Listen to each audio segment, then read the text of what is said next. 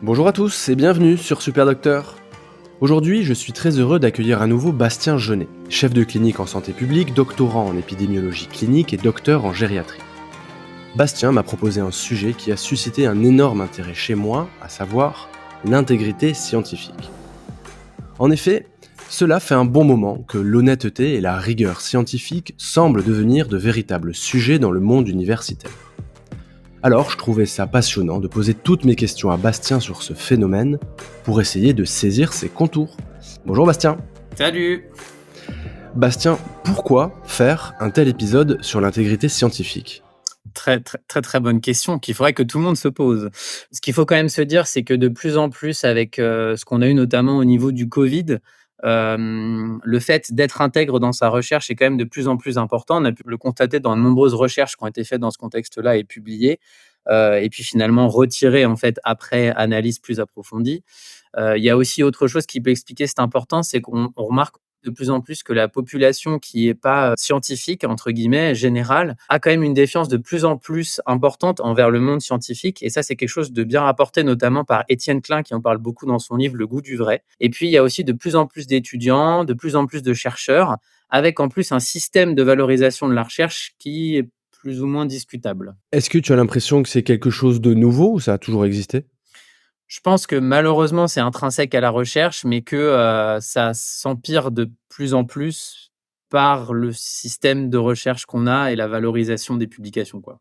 Est-ce que tu peux nous expliquer comment fonctionne la recherche médicale en France et ses publications ? Alors, bah, comment ça marche? Donc globalement, quand on veut soumettre un article qu'on a fait de recherche, on soumet ça à un journal, scientifique. La recherche en France, elle marche, à soumettre des articles à un journal. Et l'idée, c'est que quand on soumet un article à un journal, après, on valorise sa recherche et donc on est jugé en tant, entre guillemets, que bon chercheur, selon différents index qui permettent de classer les recherches qu'on a fait et le journal dans lequel on a publié. Et donc en France, bah, le problème, c'est que pour être chercheur, il faut publier. Et donc c'est souvent un truc que décrivent très bien les Anglais, puisque c'est pas qu'en France que ça marche comme ça, qui s'appelle le publish or perish. C'est-à-dire qu'il y a une pression à la publication, au nombre de publications en plus et pas forcément à la qualité. Et donc on retrouve des chercheurs qui sont jugés comme des bons chercheurs parce qu'ils publient beaucoup, pas forcément qu'ils publient en qualité. Et pour un peu, prendre un exemple et illustrer ça, bah, par exemple, on peut voir qu'il y a différents indicateurs en France qui sont utilisés pour juger, de la qualité d'un chercheur ou d'un journal. Par exemple, l'impact factor, qui est là fait pour juger la qualité d'un journal, qui reflète le nombre moyen de citations qu'il a fait par article publié par ce même journal, sur 2 ans. Donc vous voyez, c'est quelque chose qui juge une quantité de citations et pas une qualité. Et puis il y a d'autres index comme par exemple l'H factor, qui là sert à qualifier la qualité d'auteur, où c'est égal au nombre n de publications qui ont été citées au moins n fois. D'accord? Donc encore une fois, on ne juge pas la qualité, on juge une quantité. Et puis il y a un autre système qui lui pour le coup est très franco-français, qui s'appelle le système SIGAPS, qui est un système aussi fortement critiquable, puisqu'il était fait initialement pour décider comment on répartissait l'argent entre les services par rapport à leur activité de recherche et les hôpitaux en France, et pas du tout pour estimer la qualité des chercheurs. Et en fait, ça a été utilisé pour estimer la qualité des chercheurs, et en gros, ça résulte tout simplement d'un produit entre la place de l'auteur dans l'article, donc vous voyez tout de suite les conflits qui peuvent se faire entre les auteurs quand on fait un article, et l'impact factor de la revue, donc qui est déjà biaisé lui-même. Donc vous voyez, c'est des choses qui incitent encore une fois à la quantité et pas à la qualité. Tu peux nous détailler ce que c'est le système SIGAPS ? Le SIGAPS, il a un intérêt par rapport à l'affiliation qu'a un auteur, par rapport à un service de recherche et pas par rapport à l'auteur. Vous voyez, par exemple, quand il y a un article, il y a un petit 1, un petit 2 avec écrit «travail» ici, bah ça, c'est mis parce que ça rapporte de l'argent à l'hôpital qui est cité. Maintenant, c'est même un critère dans certaines facs pour être PUPH ou être MCUPH. Est-ce que tu peux m'expliquer comment, en pratique, on peut tricher dans la recherche ? Alors, comment on peut tricher? Bah, il y a différentes façons de tricher. La première, on va dire, qui est assez simple, c'est tout simplement le fait de jouer dans ce rôle de quantité de publication. Là, on ne parle pas de la publication, on parle juste du fait de publier d'une certaine manière ou beaucoup. Et donc, il y a par exemple des auteurs qui s'amusent à s'auto-citer, ce qui est totalement interdit. Donc, par exemple, il y a des auteurs qui citent 5 de leurs articles dans un article qu'ils publient alors que ça n'a aucun rapport avec le sujet. Donc ça arrive assez fréquemment, hein. Quand vous allez voir dans les références, parfois vous en voyez qui abusent un peu de ça. je citerai pas des noms, mais il y en a qui se sont fait épingler pour ça récemment. Il y a aussi le fait de découper des travaux de recherche qu'on a fait en plusieurs publications, alors que pourtant ils répondent à la même question, mais en fait ça fait 2 articles, donc 2 publications différentes, donc plus de points. Ça s'appelle la salami publication ou le slicing, c'est la même chose. Et puis, il y a aussi parfois du coup des conflits entre les auteurs, avec des places d'autorship et des gens qui sont mis sur une publication alors qu'ils n'ont rien fait, ou qui n'ont pas été mis alors qu'ils ont tout fait, ou qui sont mis pour assurer une publication. Et tout ça, de toute façon, c'est régulé au niveau de la loi. Et il y a des références qui ont été faites, notamment par les comités de revue et la HAS. Donc, une fois qu'il y a ces triches-là, et qu'on a parlé de ces triches-là, il y a les triches qui se font sur un papier en soi, ou sur un travail de recherche. Et là, globalement, ça se divise en deux. Il y en a un qui est très grave, mais peu fréquent, et l'autre qui est plus fréquent, mais moins grave. Le peu fréquent, mais très grave, c'est ce qu'on appelle la fraude. Et la fraude, ça représente environ 30% des articles qui sont rétractés, c'est-à-dire qui ont été publiés, puis finalement qui sont enlevés du journal parce qu'on estime qu'ils sont plus valables. Sachant que les articles rétractés, c'est moins d'1% des articles de littérature. Hein. Donc, faut rester positif et pas dire que le monde est malveillant. Et donc, l'idée, c'est que ça, c'est la plus grave erreur. Parce qu'en fait, c'est des choses qui sont très grossières, entre guillemets. Donc, c'est par exemple le fait du plagiat, donc chose qui est très décrite, hein, c'est le fait de citer en fait quelque chose et de reproduire illégalement quelque chose sans citer la source, sans avoir l'autorisation de le faire. Ça peut se faire dans l'art, ça peut se faire sur les tableaux, ça peut se faire dans la musique, c'est pas quelque chose que de scientifique. Et puis après, il y a d'autres choses qui sont beaucoup plus graves et qui ont notamment été faites par un autre scientifique qui a travaillé beaucoup sur la sclérose en plaques et l'association avec les vaccinations contre la rougeole, dont je ne citerai pas le nom non plus, qui est carrément de la fabrication, de la falsification de données. Donc là, c'est carrément, je fabrique des données qui n'existent pas dans mon tableau, ou j'en invente, ou je les supprime. Et donc ça, vous imaginez tout de suite, pas besoin de faire un dessin, c'est le pire. Voilà, donc ça, c'est le pire du pire. Et puis après, il y a le moins pire, mais qui est le plus fréquent. Et c'est sur celui-là qu'on essaie de plus en plus de jouer, parce que le premier, on va dire que ça commence à être réglé, ce problème-là, c'est ce qu'on appelle la zone grise. Et donc là, c'est 70% des articles rétractés. Et pour illustrer un peu ça, et un chercheur qui a dit ça, qui s'appelle Benjamin Disraeli, il avait dit il existe 3 types de mensonges en recherche.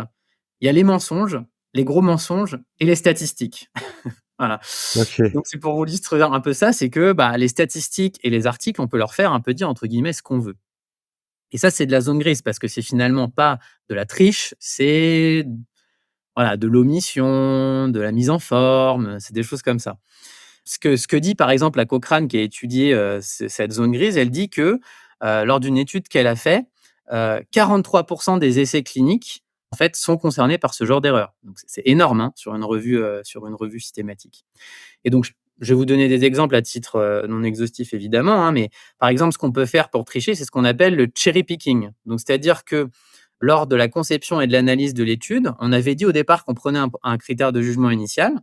Et puis finalement, les résultats sont pas bons sur ce critère de jugement. Donc finalement, dans ce qu'on met finalement dans notre rapport, c'est un autre critère qui apparaît. Un critère de jugement secondaire, une analyse en sous-groupe, voilà. Et puis on dit, ça, regardez, notre résultat, il est bon, quoi. Voilà. Il y a aussi un truc un peu plus fin qui s'appelle le spin, où là, pour le coup, c'est pas on prend un mauvais marqueur, c'est on rédige d'une certaine manière. Donc, en gros, au niveau méthodologique, on n'est pas si mal, mais dans la partie rédaction des résultats, on raconte un peu un truc différent. On dit, oui, en fait, finalement, ce résultat-là, il n'est pas significatif. Mais regardez, on a fait des analyses et puis finalement, les autres analyses, elles sont intéressantes quand même. C'est dans la rédaction de l'article que ça joue. Et ça s'appelle un spin. C'est le fait de changer quelque chose en trichant dans ce qu'on raconte. Lisez les tableaux, lisez pas la partie résultat parce que c'est notamment pour ça. Et puis, il y a aussi ce qu'on appelle le selective reporting, où là, c'est l'idée qu'on va sélectionner des choses et on va omettre.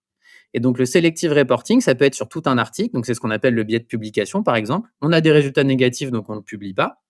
Ça peut aussi considérer une population. On a fait une étude dans une certaine population, on voit que ça sort pas. Tiens, finalement, on va peut-être exclure ces patients-là. Et puis, avec cette population-là, ça marche mieux. Ou on va, par exemple, carrément omettre des critères de jugement qu'on avait dit initialement. Et puis, il y a aussi la question des conflits d'intérêts. Et ouais, la fameuse question des conflits d'intérêts, j'allais oublier, mais c'est quand même un petit peu important.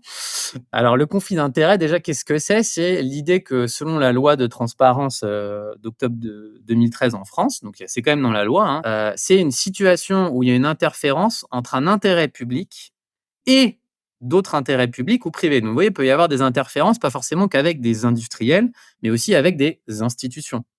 Tout de suite, ça change un peu l'idée en disant il n'y a pas que les mauvais industriels, méchants pharmaceutiques qui peuvent influencer. Il y a aussi très bien un directeur de labo qui peut influencer, qui peut être un conflit d'intérêt. Et donc, c'est cette situation d'interférence qui, du coup, va entraîner le fait que va y avoir une influence qui va faire qu'on n'a pas un exercice indépendant en termes de chercheurs. Et on estime, en France, en s'étant inspiré de ce qu'on appelle le Sunshine Act aux États-Unis, que un conflit d'intérêt, c'est au-delà de 10 euros. Voilà. Je ne sais pas d'où ça vient, je ne sais pas pourquoi, mais tous les conflits d'intérêts qui apparaissent sur transparence.gov, que vous pouvez aller voir, vous trouvez tous les médecins dessus si vous voulez voir leurs conflits, ils sont obligés de les déclarer. Et ben, il n'y a que ceux qui sont au-dessus de 10 euros qui apparaissent. Voilà, donc déjà, quand il n'y a pas d'argent, c'est pas dedans. Dans des congrès, des chercheurs qui se présentent en disant bon, moi, c'est très simple, j'ai des conflits d'intérêts avec tout le monde. Du coup, j'ai pas de conflit d'intérêts. Sauf qu'en fait, ça ne marche pas. C'est pas à la personne qui présente de juger de son conflit d'intérêts. Elle présente objectivement tous les conflits qu'elle a, tous les liens qu'elle a, et c'est au public de décider ce qui a un lien ou pas. Enfin, Est-ce qu'on triche en France? je pense qu'on triche partout. Je pense que la majorité des articles publiés et de la recherche qui est faite n'est pas de la triche, parce qu'il faut quand même être optimiste. Et qu'en plus, en France, on a un très, très, très, très gros moteur, là, depuis quelques années, dans toutes les facs et dans tous les chercheurs, en particulier les thésards, de faire attention à ça. C'est quelque chose, le Covid, ça a vraiment mis au jour des grandes situations de conflit et de liens d'intérêt. Et je suis assez confiant parce que globalement, les chercheurs sont de plus en plus formés à ça. Une organisation qui se fait autour de ça, des référents dans chaque fac, etc. Donc il y a des solutions et des envies de mieux faire. Alors, au vu de tout ce que tu nous as décrit, concernant les triches, les erreurs méthodologiques, les fraudes, les conflits d'intérêts, est-ce que tu peux nous dire comment est-ce qu'on peut contrôler l'intégrité des chercheurs? Eh ben, on peut la faire de plusieurs manières. Elle se fait un peu en fonction des endroits où le chercheur a une responsabilité. C'est-à-dire que le chercheur a une responsabilité du début jusqu'à la fin du travail de recherche, qui est de la collection de données et du plan d'analyse initial à la publication des résultats. Et en fait, sur chaque étape, on peut essayer de verrouiller les choses, par exemple par des pairs, comme on fait quand on fait des tests de sciences, mais aussi par d'autres solutions. Alors, l'idéal, c'est de former tous les chercheurs à l'intégrité scientifique, ce qui est obligatoire maintenant. Nous, en thèse de sciences, par exemple, à Sorbonne, on est obligé d'avoir une formation d'intégrité scientifique pour être thésé. Une des solutions aussi, quand on rédige son protocole, c'est de s'approcher de méthodologistes ou de gens qui sont des vrais méthodologistes de métier et qui vont permettre d'aider sur la conception de l'étude. C'est aussi, une fois qu'on a fait son protocole, de le publier. Donc, il y a Clinical Trial qui existe pour les essais interventionnels, mais il y a aussi de plus en plus de journaux scientifiques comme le BMJ, le BMC qui publient des articles qui sont des protocoles. Donc, ça se fait de plus en plus parce que quand on a publié son protocole, on est obligé de le citer finalement dans la publique qu'on va faire une fois qu'on a fini son étude. Et c'est simple. S'il y a dissociation entre ce qu'on avait dit qu'on allait faire et ce qu'on a fait, là, on peut rien cacher, quoi. Et puis, il y a échanger avec d'autres chercheurs, c'est très important aussi. Après, il y a aussi une autre piste qui est intéressante, c'est comment on note les chercheurs. Ça, c'est autre chose, parce qu'il faut aussi essayer de sortir de ce système de publish or perish. Et donc, il y a de plus en plus de réflexions qui sont faites sur comment on note, et notamment en France, où il y a des collèges d'universitaires qui décident de ne plus juger sur les SIGAPS et qui disent, certes, la fac décide comme ça, mais nous, on décide on regarde ton papier et on en parle à l'oral devant ton oral. Et puis, il y a aussi une autre et dernière magnifique option qui est pour moi aussi très importante, ce qui s'appelle l'open science, où on va donner le plus de données qu'on fait et d'analyses qu'on fait de manière publique. Et on va impliquer les gens qui ne sont pas forcément spécialistes dans notre travail. Très bien, je pense qu'il va falloir qu'on fouille ce sujet sur un prochain épisode alors. Ouais, oui, carrément. Avec plaisir. Est-ce que tu veux rajouter quelque chose sur cet épisode, Bastien? Il y a des très belles références, n'hésitez pas à voir ça, sur notamment Hervé Maisonneuve. C'est vraiment un blog que je vous conseille, très intéressant sur l'intégrité scientifique si vous voulez vous régaler, qui est très, très qualitatif. Est-ce que tu veux prendre quelques secondes pour nous dire où est-ce qu'on peut te retrouver, où est-ce qu'on peut voir ton travail? Je suis sur Instagram, j'ai un compte qui s'appelle Critique ton article, avec des tirets du bas du 8 entre critique, ton et article. Donc c'est majoritairement sur ça que j'essaie de communiquer un peu. Et là-dessus, il y a un peu de tout. Il y a des vidéos sur la gériatrie, il y a des vidéos sur la méthodologie, sur la LCA, sur l'intégrité scientifique aussi. Et puis, il y a des référentiels aussi que je propose sur la LCA et sur comment faire sa thèse aussi quand on est interne. Donc, n'hésitez pas. Je recommande à tous nos précieux auditeurs d'aller voir ton travail qui est vraiment de très très grande qualité. Merci beaucoup, Bastien. Merci à toi. Salut. J'espère que cet épisode t'a plu. Si c'est le cas, pense à t'abonner pour ne rater aucun épisode. Si tu veux me laisser une note de 5 étoiles sur ton application, ça m'aiderait aussi beaucoup. Tu peux également rejoindre la newsletter afin de recevoir une fois par mois un mail dans lequel je te transmets plein de contenu pour la médecine générale. Enfin, tu peux participer financièrement sur la cagnotte Tipeee. Toutes les ressources sont dans les notes de cet épisode. À bientôt!